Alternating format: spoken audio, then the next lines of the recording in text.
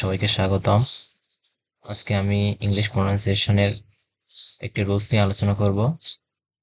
সাধারণত একটি শব্দের যদি পাশাপাশি আই এবং এ থাকে তাহলে সেটার উচ্চারণ কেমন হবে সেই বিষয়টা নিয়ে আজকের এই ক্লাসটা শুরু হবে। সাধারণত আমরা একটি শব্দ যদি আই এবং এ থাকে তাহলে সেটার উচ্চারণ আমরা আয়ের মতো করি, আয়ের মতো করি। কিন্তু সাধারণত প্রকৃতির নিয়ম হচ্ছে এটা উচ্চারণ হবে এর মতো উচ্চারণ হবে, এর মতো উচ্চারণ হবে। যেমন আমি কিছু উদাহরণ দিলে আপনারা বুঝতে পারবেন। আমি উদাহরণ দিলাম,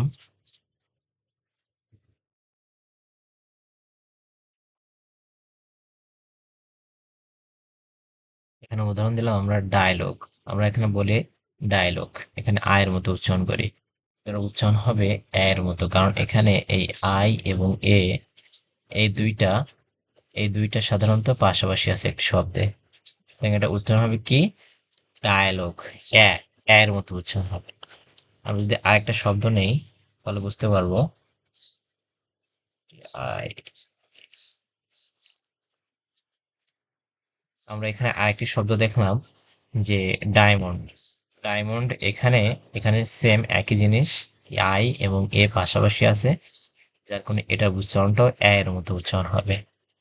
যেমন আমরা যদি আরেকটা লিখি তাহলে দেখতে পাবো এল এ আই আর,